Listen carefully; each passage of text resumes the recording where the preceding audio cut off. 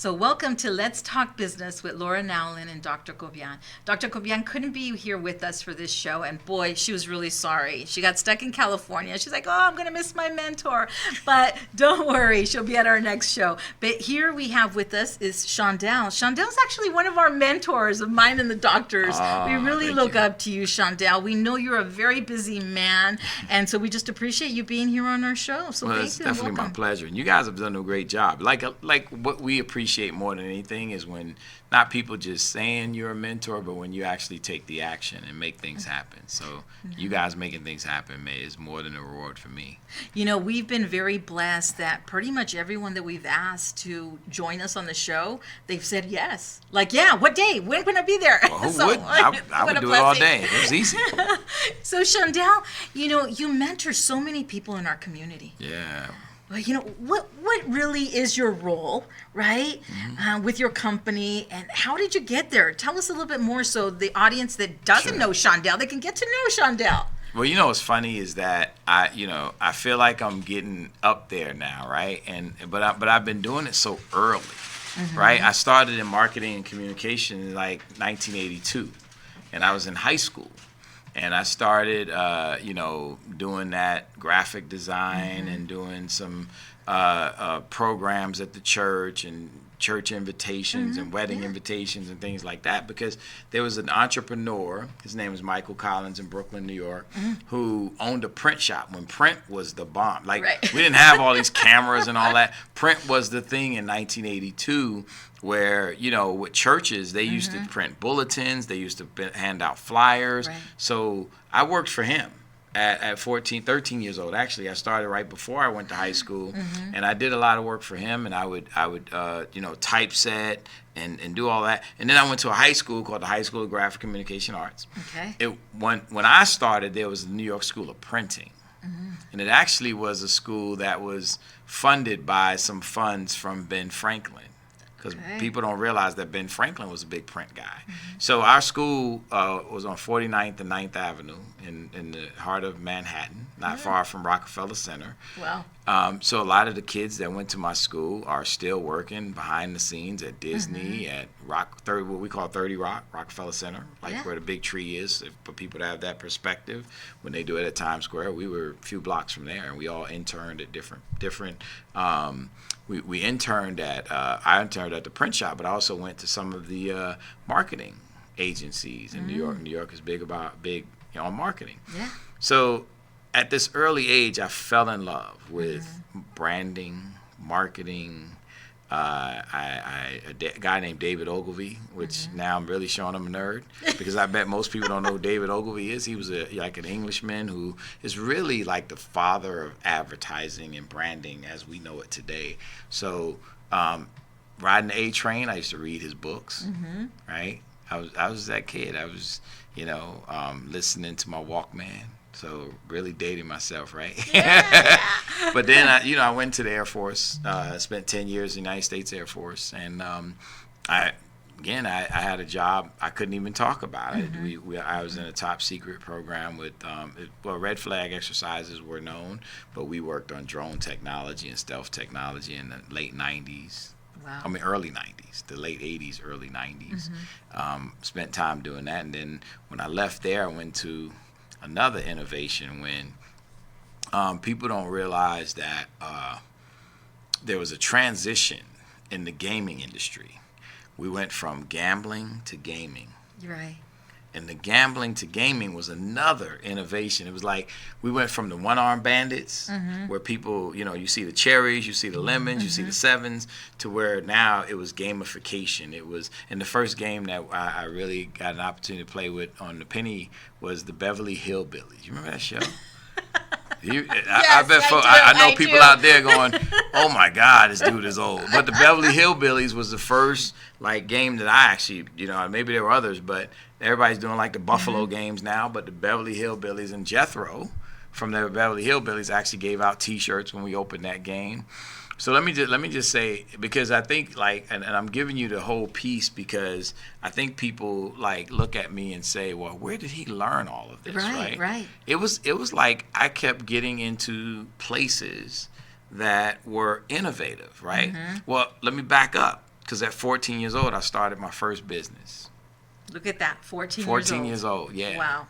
At 14, I did flyers, tape covers, and posters for like hip hop rap artists, we called them back then, in Brooklyn. You know, they needed to sell tapes out of their car. I made them by hand. I did calligraphy. I drew it by hand, and I would make copies and put it there. And there was a paper mill. Like, they don't even have those anymore. There was a paper mill on Broadway, and they would sell paper to people, but they would cut them into scraps. So they would throw them away. Okay. And I go get the paper, and I bring it home, and I cut it into whatever I needed to be. I get a shopping cart and go get that, and then I would sell, tape covers, posters. I do all that kind of stuff. And most of my clients and customers were girls, because the girls had money. Like, these dudes were broke. In New York, these rappers were broke back then. Now they got all this money, but back then they were broke.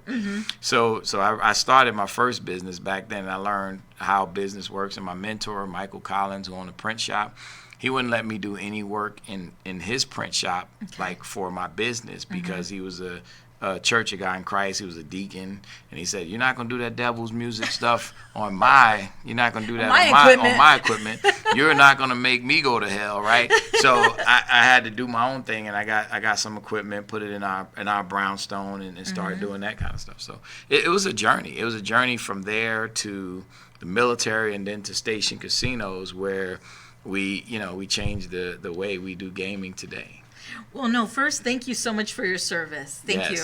Us being a military family, we definitely understand, and we appreciate that. Yeah. Now, you went from New York then to Nevada. Ooh. What brought you here? The Air Force, right? So what's funny about that, I thought I was, so the guy comes to me and goes, "Hey, you're gonna be going to the most exciting city in the world." I'm like, I live in New York. Right. Like, so how do you go from the most exciting? So I fly over, and I'm looking out the window, and I'm going, so where's the city? Right. And it's like this strip. And it's not even like the strip as it is today. Like, people don't realize. It was like, I'm going, man, I see at the end there's the Hacienda, and at the beginning there's the Golden Nugget or something like that. And I'm going, so this is the city.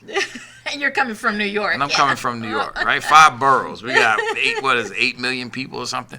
So it was weird to me. But then I got to Nellis Air Force Base. We packed our bags, and they started driving. And I'm thinking, somebody's punking me. I'm going to prison, because I don't see anything besides dirt. Nothing but dirt. Desert. And we stop at Indian Springs to use the restroom. Well, okay, so is this the destination? Nope. We go to Tonopah, of all places. Tonopah, Nevada. I didn't even know Tonopah, Nevada existed. So I'm in the middle of the desert, and they have these vans set up. And we go into these vans, and this is where we're, like, playing video games. We're playing war games. So it was the coolest job in the world. Oh, I bet. Oh, my God. A kid that came, my mom used to kick me out of the game rooms. Like, you better come. My mom was a school teacher. You better get out. You're never going to amount to anything in those. Boy, I couldn't wait till it was declassified, and I could tell, hey, Mom, guess what I did in the military? Been playing video games this whole time. I played video games, right? She's like, yeah, right. So it's been a great journey, and that, I think what most of that did is, like, the evolution of hip hop, going into the military, and seeing all this new stuff, new technology. Yeah. And when I went into Station Casinos, I went in the marketing department. Had no clue they had a marketing department. The guy who recruited me, he said, "I'm not recruiting you because you know gaming. I'm recruiting you because, one, you're young, so you're open-minded, and number 2, the leadership that you must have learned in the military." I was 28 years old, so he hired me for that part. Okay, and so you've been an entrepreneur since you were a kid. Yeah. It was cool stuff. Was it difficult working for someone else, or did you just feel, I'm still learning, I'm trying to get all this? I think what was crazy is that it wasn't difficult because I didn't have a traditional job. Okay. Right? Being in that whole world of Nellis Air Force Base and Tonopah and all that, that was a different world. So I said I was 18 years old. So having the opportunity to play video games and play war games and stuff like that, it wasn't a traditional, like, hey, I'm working at the lumber yard or something, right? It was like we were going to work and having fun. And then when I went to the gaming police, I almost turned them down because I said I don't want to deal cards. Yeah. I don't want to, I don't want to be a slot tech. I don't want to park cars. But when he showed me what we were doing, I'm like, oh, this is cool. So I was on the team that created that boarding pass card. How long were you with Station Casinos? Oh, it was just like 5 years. 5 years. In that 5 years, it was like a boom. It was from 97 to like 2002. But it was that time when we were doing all this innovative stuff. We went from the coins in the machine to the ticket. We went from the one-arm bandits to the penny games, which is can you imagine, like, now the penny games, I remember now the penny games make more money than the $25, $10, $5 games. The penny games make way more money because of the perception that you're just playing a penny. You don't then think you're playing twice. 300 pennies, right. which we don't know is, it's $3, right? So you don't think about it. Isn't that funny? And so we are going to be going to commercial, but Sumnu was born. It was. Right? It was born after the Station Casino. Definitely want to hear that story of, you own a marketing company, you launched it, and then talk a little bit about your family, right? That they're so much of a part of it. Yeah. So we're going to go to commercial. Make sure you check us again. We'll be right back, okay, with Sumnu. Thank you. Hello, this is Dr. Kovian. I am a naturopath or a doctor in natural medicine, a holistic practitioner, and I specialize in uncovering the root causes of your symptoms of health problems. How do I do that? Well, I use the electromagnetic resonance technology, same thing that CAT scan and MRI uses in the hospital. And once I know what's the root cause, through natural solutions such as teas, soups, smoothies, I'll give you the recipes for you to empower your own body's healing mechanisms so that you will heal or prevent any future health problems. You can reach me out here in Las Vegas. My number is 702-365-8000, or you can look for Balance, Salud y Vida.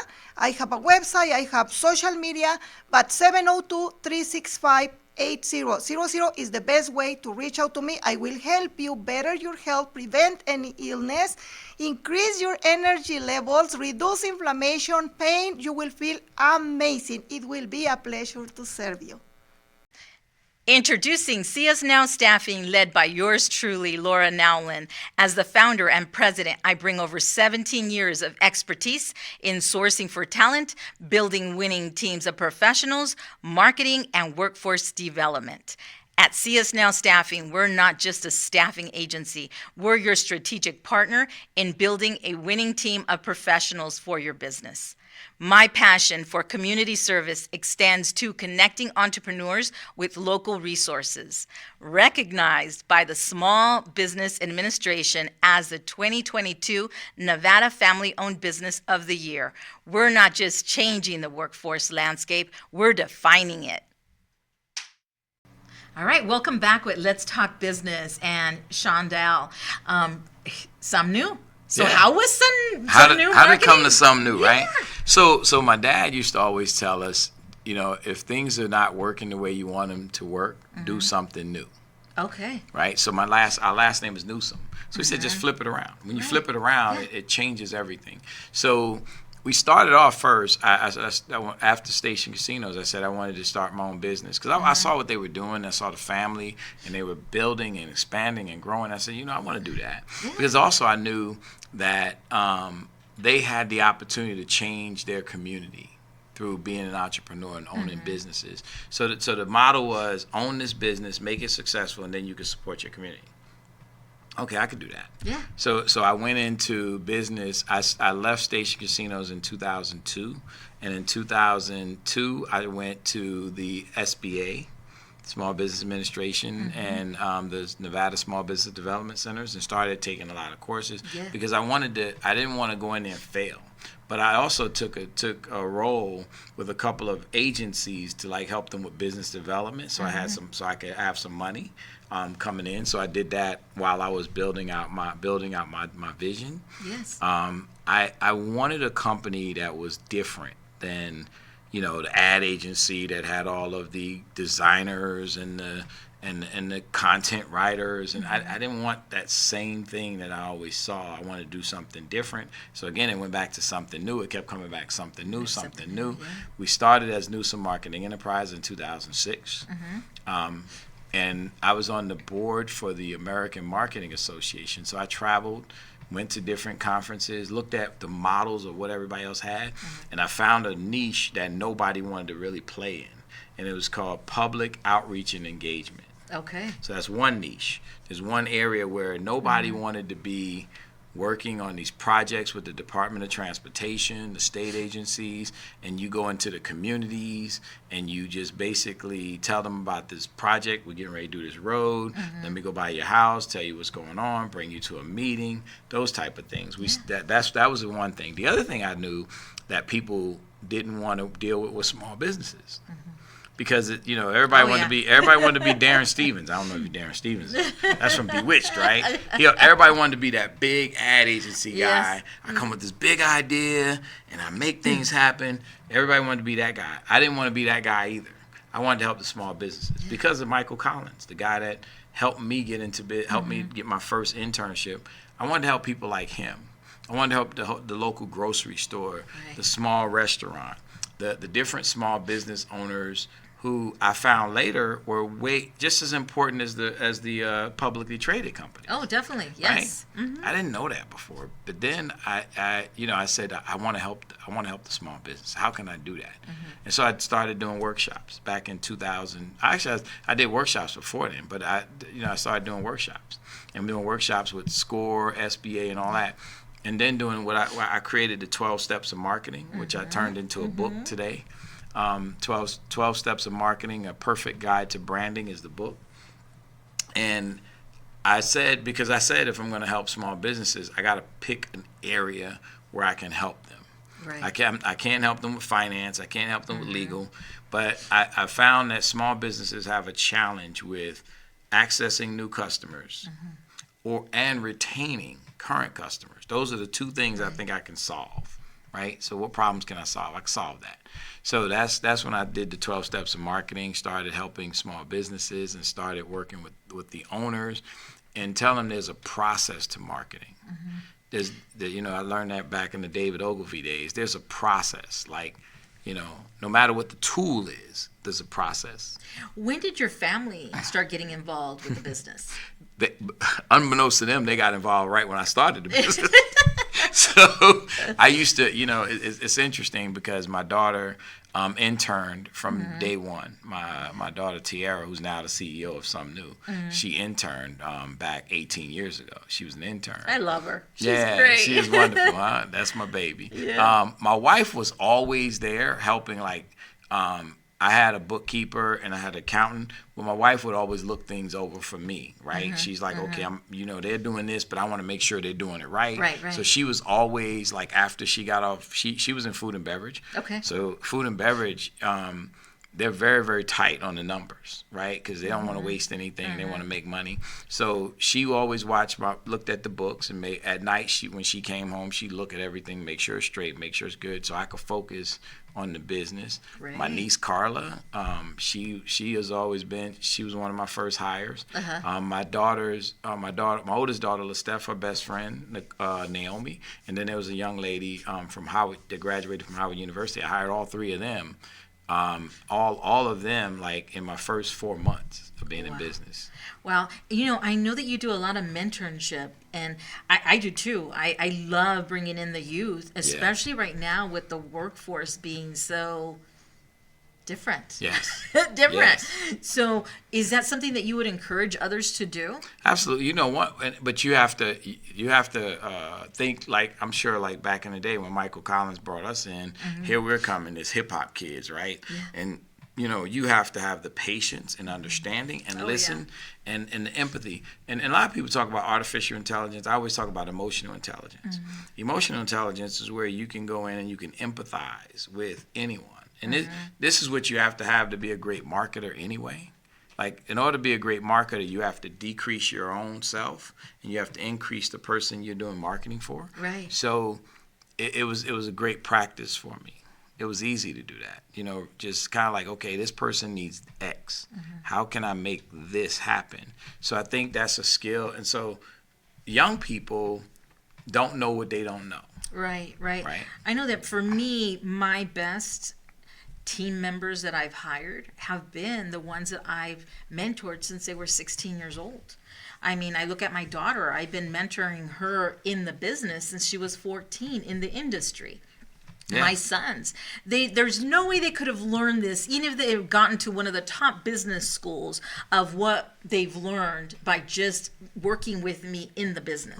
Right. And one thing that I'm really strong on is mentoring, because I was mentored. Right. So I think it's easier when we've been mentored, because we're like, how can I give back what was given to me? Yeah, and the impact. The impact that you make from mentoring far exceeds any revenue you make in business. Yeah. Watching people grow and seeing, like, there was this young man who came up to me. He had a full beard and all this, and his hair, and he goes, "Hey, Shaundell, I interned with you back in 2007, and now I'm working with Senator Jackie Rosen," and I'm going, wow. Yes. So that is the real reward. Like, and I tell people all the time, like, we as small business owners, when I go to DC and go on the Hill, I try to make sure that there's a great delineation between the corporate guy and the small business owner. There's a big difference and a big gap, but they always used to try to lump us in so they could get all these different laws passed. So I remember in 2009 I went with Senator Reed. And I was sitting at a round table with the Urban Chamber, right? When I was on the Urban Chamber leadership, and he's going around talking about this great idea he has. Oh man, I got this great idea to get us out of recession, right? And so he pitched his idea, and I'm sitting there with a look, and I must have had a look like, oh my God, who's this guy, right? And he looks at me and he goes, "Young man, does it seem like you have something to say?" You know, and I'm going, "Well, sir, I don't think that's such a great idea." And everybody's looking at me like, "Did you say that really? Did you really say that?" Sometimes we just have to really say it. But it was like Miss Hannah Brown, all those folks who, you know, they're looking at like, you don't say that. And I didn't even know who he was, to be honest. I flew out there because I got invited. I didn't know the guy was the Senate Majority Leader, right? I didn't know he was the kingmaker that got Obama. And all. I didn't know all that stuff, right? So I'm sitting there like, he asked the question. I said, he's the one who told me, hey, you know, you have to keep coming. Now, you know, he was super soft. You got to keep coming. You know, you could barely hear him. But he said, you got to keep coming back, man, to D.C. because we need a voice. Because, and here's what I learned, Laura. Everybody else there was not a small business owner. Right. They were representing small businesses. Yes, but they were nice people. They don't know what they're talking about. But I'm sitting there, wait a minute, I'm making payroll. So that was another thing I realized I didn't realize that people who they said they were small business owners, but they didn't have they didn't have the health care and payroll.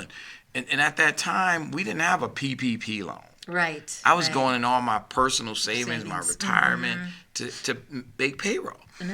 So and his idea was to give us tax credits. I said, by the time you give me tax credits, I'll be out of business. For everything else that you're charging me for. Exactly. No, definitely. So it's funny that's how I got into policy and stuff. Yeah. So I'm glad that you brought that topic up, because a lot of times I hear from people that saying, you know, when you're talking about business, don't bring up politics. But I remember my mentor, when I was getting ready to start my business, they're like, Laura, whether you like politics or not, you've got to get involved because it will impact you. Sure. And I can tell you that Let's Talk Business, guess what? We have to talk about politics. Yes. Because if not, we're not going to be heard. They're going to be passing bills that have no, it's like, it's going to close us down and it's going to hurt us when they think they're really helping us. Yeah. So what would you encourage then a small Absolutely. business owner to get involved? And you know, when you get involved, understand what you're getting involved in. So I don't even say I get involved in politics. I tell everybody I'm involved in policy. I am not involved in politics at all. I don't play the political game. Yeah. I'm really into here's what's going to help small businesses. And my biggest thing when I go to DC like 3 to 4 times a year. When I'm on the Hill, I'm saying, okay, make sure that when you're aiming for the Amazons and you're aiming for the Teslas and you're aiming for those largely publicly traded companies, make sure we don't get hit by the stray bullet. Right. As a small business owner. Yes. I need you to understand how the small business operates and what we need done, right? If you're going to change the tax codes and you think that it's going to help us, make sure that it helps us. Right. So that's really what I think people need to understand is like, what are you talking about when you go and you talk about policy? If you're an electrical firm, right, a small electrical firm, you may not have the same issues as a large construction firm. So you just gotta sit down and know what works for you and how it works, and stick to policy, because all that other stuff, the mudslinging and all that, I don't even care about that. I said I really tired of the parties. Yeah, I tell them all the time, I don't want to do all that. No, what I want to do is focus and hone in on what's going to impact. It goes back to impact. Policy impacts people. Yes, that's what I want. That's what I want to focus on, is the policies that impact people. All that hype and all that other stuff, you guys can keep that. Yeah, definitely. Yeah. We've run out of time, but I definitely want us to talk about what is your ideal client, and how does someone get a hold of you? Sure. Right? One of my ideal client when it comes to small businesses is anyone who is lost in their way of marketing, because everybody believes that they know marketing, because social media was created. Now I can just go on social media and I'll blow up. But if your content, your character of your business, like branding is the character of your business. If the character of your business sucks, guess what? You're just going to be putting out a sucky product or sucky service online to millions of people. So I tell people, if you are really, really struggling and you're struggling to find your way, and people are not just coming to you because of your brand, then you need to talk to us. You need to talk to us. So Sumnu Marketing is on Instagram, on LinkedIn, X or Twitter or whatever they want to be tomorrow. Right? So we're easily accessible. Our website is sumnumarketing.com. It'll tell you all the services that we have as a small business. So we keep it very simple. No, definitely. And then a phone number. Phone number is 702-562-6397. And then you're also involved with Nick Steele on the Accelerator program. So when's the next class? Or so how one are you of the doing things, so that? the Accelerator is winding down, but we just kicked off what is it called? Nevada Capital Readiness Program. Okay. So this program is in its 5th or 6th week. We're going to have another cohort coming up in June. Oh, wow. So people can't miss that. So the idea, the Accelerator was one launch to help people grow and develop their business. Nevada Capital Readiness Program is when you receive, we're going to help you get capital. Okay. But also when you get capital, what are you supposed to do with it? Right, and I love the Accelerator program, because to this day, Nick will make that time, Nick Steele with Access CDFI, to be able to talk to me about my numbers, or how am I going to continue surviving, right, once you've gotten the small amount of capital that you end up getting. Yeah, the Accelerator was all about companies that want to grow, and we put counselors, and we did a workshop series, and then we put counselors with you and bring you together. So we keep finding different ways to impact people and impact small business owners. If you don't know Shaundell, you need to meet him, and you need to meet his family. You can catch our show on YouTube through CS Now Staffing, Balance, Salud y Vida, WWDB, Roku, and we launch every Friday at 3 o'clock in the afternoon, the new show that we've recorded. So thank you once again for joining us. We really do appreciate your time. Me, and I appreciate you. And if you don't know what to do, do something new. That's right. See you guys later.